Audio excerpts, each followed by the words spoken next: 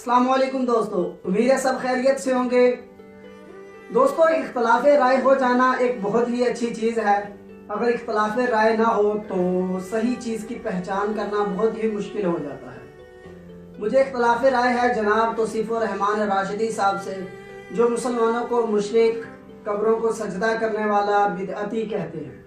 आज सिर्फ उनके एक क्लिप का थोड़ा सा तबसरा करेंगे। पहले आप क्लिप सुन लें, उसके बाद फिर मैं अपना व्यू ऑफ पॉइंट उनकी बातों पर देता हूँ। और कोई ये ना कहे, कोई कब्र परस्त ये ना कहे हम कब्रों पे होने वाली इन खुराफात को नहीं मानते। ये आज की बात नहीं है हजरत जी।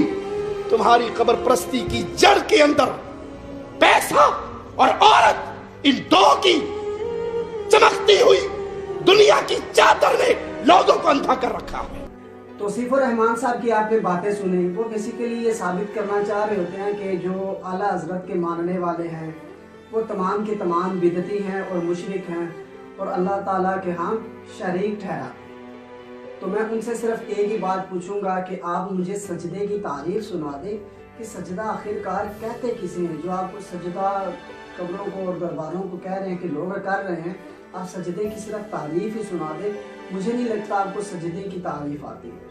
सजदा बेसिकली 7 हड्डियों पर होता है, यानी नाक और माथा, दोनों हाथ, दोनों घुटने और दोनों पाँव, इन 7 हड्डियों पर सजदा होता है। इसके अलावा अगर कोई भी अज़ा हम उठा लेना ज़मीन से तो सजदा नहीं हो सकता।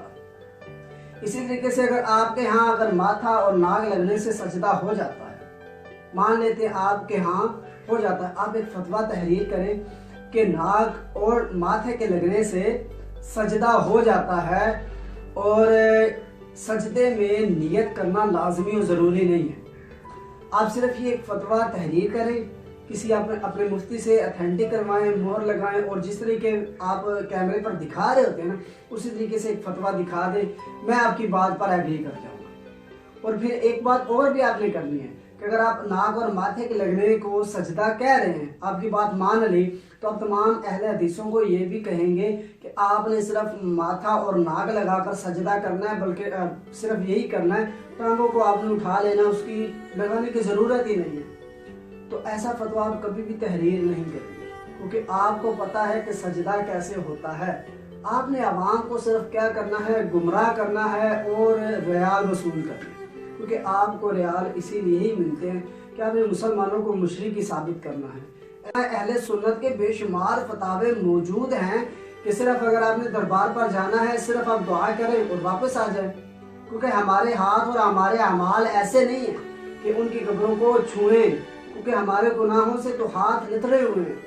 और पहली बात है, अल्लाह ताला के अलावा किसी को कोई मुसलमान सजदे के लायक समझता ही नहीं है।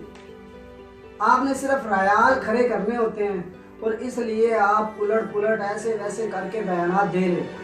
अब आपके ज़िम्मे एक ही काम है, आपने फतवा तहरीर करवाना है। उसमें आपने सिर्फ यही तहरीर करवाना है कि नाक और माथा लगने से सजदा हो जाता है और सजदे की नियत करना भी लाजमी और ज़रूरी नहीं है। उसके बाद फिर मैं आपको रिज़ल्ट दिखाऊंगा कि आप लोगों के इस फतवे का रिज़ल्ट कहाँ तक पहुँचता है। क्योंकि बसों में बंदा जब सफ़र कर रहा होता है ना, तो उम्र जब थक जाए तो सीट के साथ ऐसे मुंह लगा लेता है, तो फिर बस को भी सजदा हो जाएगा आपके नज़दीक। उसके अलावा अगर कोई ऊँधे लोग लेटते हैं तो सराहने पर ऐसे सर रख के सोए होते हैं, तो फिर वो सराहनों को भी सजदा कर रहे हैं। और इसके अलावा भी बेशुमार मैं फिर आपको मिसालें दे दूँगा अगर आप ऐसा फतवा तहरीर करवा के दिखा देते हैं।